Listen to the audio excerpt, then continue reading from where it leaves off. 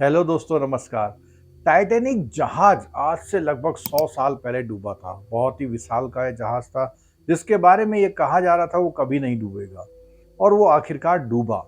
डूबने के बाद बहुत से लोग उसका मलबा देखने समुद्र में गए। कोई पनडुब्बी के सहारे गया, कोई किसी के सहारे गया, और बहुत सारी रिसर्च हुई उस पर। अब बात आती है कुछ ऐसे अमीर लोगों की जो अरबपति थे। उन्होंने 2.5 करोड़ रुपए एक पैसेंजर का, एक उस ट्रिप का किराया दिया, एक पनडुब्बी जैसी, सबमरीन जैसी एक कैप्सूल पनडुब्बी से। उस पनडुब्बी का जो नाम रखा गया, एक्चुअली ये पूरी पनडुब्बी नहीं थी लेकिन पनडुब्बी जैसी ही थी, इसका नाम रखा गया टाइटन।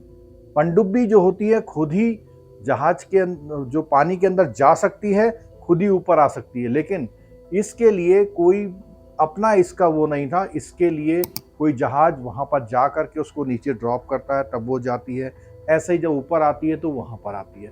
तो इस तरह से इसमें कुछ अमीर लोग, दुनिया के लोग, जिसमें कुछ इंग्लैंड के, कनाडा के और कुछ पाकिस्तानी मूल के बाप और बेटे दोनों लोग थे उसमें। वो लोग वहाँ पर 2.5 करोड़ रुपए खर्च करके गए। ये सफ़र शुरू हुआ 18 जून 2023 को। जब वो नीचे जाते गए तो आपको मालूम है कि टाइटैनिक का मलबा लगभग 3800 मीटर नीचे था। इतनी गहराई पर, जहां पर 6000 पीएसआई का प्रेशर, यानी आप ये समझिए कि आपके नाखून के हिस्से में अगर एक हाथी खड़ा कर दिया जाए, इतना प्रेशर। और इसके लिए जो ये कैप्सूल बना था वो आयरन या टाइटेनियम का ना बन करके ये बना था कार्बन फाइबर का। जिस कंपनी, ओशियन गेट कंपनी के मालिक जो थे, वो खुद भी इस पूरे सफ़र में थे। उन्होंने ही इस पनडुब्बी का जो है डिज़ाइन किया था। उन्होंने स्टील की जगह इसमें टाइटेनियम, एल्युमिनियम की जगह उसमें कार्बन फाइबर का यूज किया था।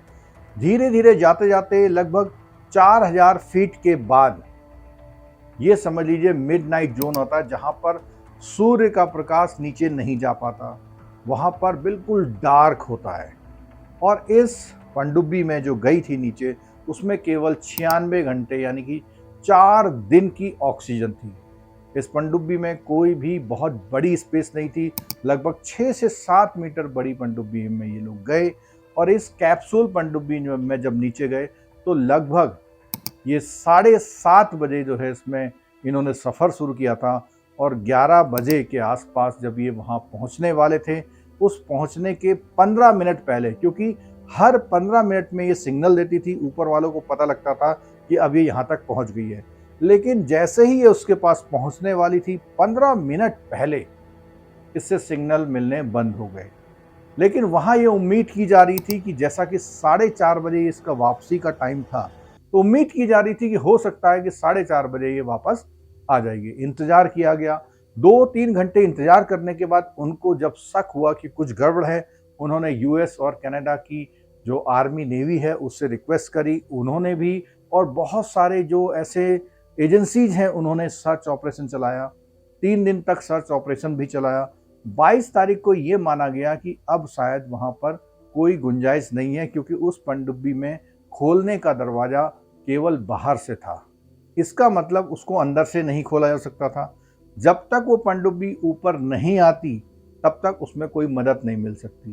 तो सोनार रेज होती हैं, उससे कोई जब रेज डाली आती हैं तो जब कोई ऑब्जेक्ट टकराता है तो उसके बाद वो वापस आती हैं, तो उससे आइडिया लगाया जाता है कि कितनी दूर वो सामान है।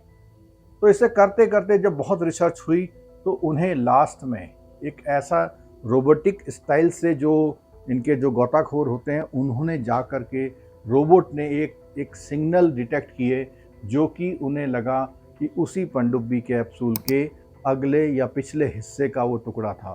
तो वहाँ पर जाकर उन्हें ऐसा लगा कि यहाँ पर इस पनडुब्बी में इम्प्लोड हुआ है। इम्प्लोड का मतलब ये है कि ऐसा प्रेशर डला कि वो प्रेशर डलने से फट गया।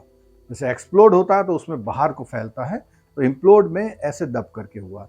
तो ये जब सब कुछ ऐसा पाया गया कि ये ऐसा हुआ, तो 1 मिली सेकेंड में होने वाली एक्टिविटी थी। और उस एक्टिविटी में ऐसा मान लिया गया है कि उसमें से कोई भी जिंदा नहीं बचा है। और इसमें जितने भी सिक्योरिटी मेजर थे उसमें थोड़ी सी ढील दी गई। जो स्टैंडर्ड थे उनको स्टैंडर्ड को नहीं फॉलो किया गया और इनका शौक इनको मौत के काल में ले गया।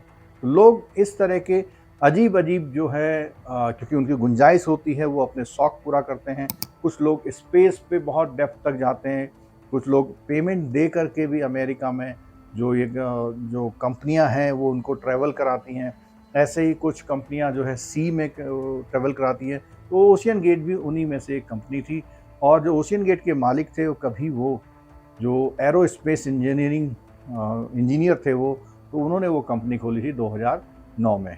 तो दोस्तों इस एक्सपेडिशन का एक दुखद अंत हुआ है, लेकिन ये जानकारी हमको एक सामान्य जानकारी से अलग टेक्निकल जानकारी है। ये इसको हमें रखना चाहिए क्योंकि ये जानकारियाँ हमको ज़रूर अच्छे वो देती हैं और इस तरह के और भी वीडियो देखने के लिए आप मेरा चैनल सब्सक्राइब कर सकते हैं और भी इंफॉर्मेटिव वीडियो मैं लाता रहूँगा। Thank you so much.